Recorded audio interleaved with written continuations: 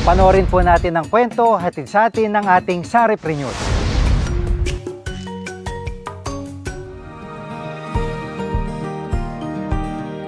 Tunay ngang nakakaengganyo ang free-range chicken farming, lalo pa kung ito ay incorporated into vegetable farming. Ito ang Sweet Spring Country Farm sa Alfonso, Cavite, managed by Sir Afriel Babal. Siya po ang ating binisita today through Sir Arnold Drogador, our Sarimanok Industry Champion for free-range chicken farming. We'd like to hear his appreciation of the benefits of good poultry nutrition sa kanyang mga alagang heritage chickens. Hindi may kakailangan na talaga namang tumataas na ang demand sa ngayon ng free-range chicken.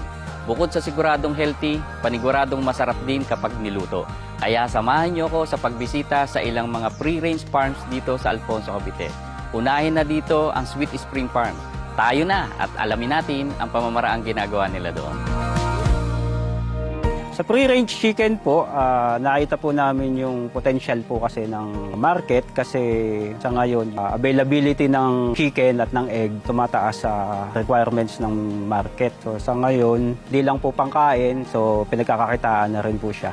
Ang naging problema lang namin is wala kami masyadong kaalaman sa pag-aalaga ng free-range and hindi pa namin alam yung mga tamang pakain sa mga alaga namin. Nahirapan kami kasi lahat ng aming manok ay nagkasakit. Hindi namin alam yung tamang paraan para maiwasan o magamot yung mga sakit. Hanggang sa naubos. Sumubok ulit kami sa tulong po ng aming kakilala dito na may karanasan na sa pag-aalaga ng free-range, si Sir Arnold. So sila po yung tumutulong sa amin kung paano. So, chicken layer 1, nakakatulong siya para may handa yung ating dumalaga sa pagpuproduce ng mas maraming itlog. Before kasi may nagpaparami din kami, ang patuka lang namin noon is drug na mais. Yun, nagkakasakit nga yung aming mga manok. Kumpara ngayon, nakikita namin na hindi kakasakit yung mga alaga namin. Nakita namin din yung pagbabago sa timbang. After po ng dumalaga, nagsisimula na po tayo magpalit ng pakain sa chicken layer 2. Ang ating chicken layer feeds would contain energy materials like yung mais, trigo, vegetable oil like coconut oil. It also contains yung protein materials like soybean meal, meat meal.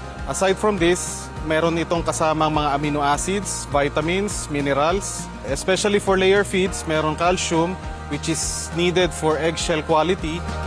Unang-una, pipiliin muna namin yung lugar. Iwasan po natin yung maglagay ng kulungan sa masyadong mainit. And dapat po pasin through yung hangin. Yung temperature po kasi medyo may effect po din yan sa pag-produce ng itlog.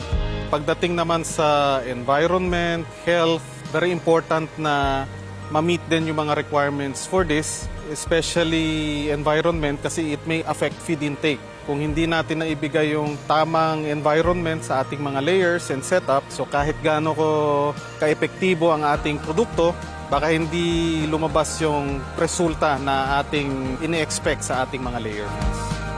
Kalinisan lang naman taga number 1 dyan. So araw-araw magpalit ng tubig na painom, huwag mag-i-stock.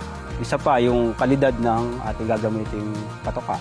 Mas malaki kasi yung maitutulong ng tamang patoka doon sa paglaki at pagpapadami ng manok. Huwag po tayong mahiya o matakot na magsimula sa maliit.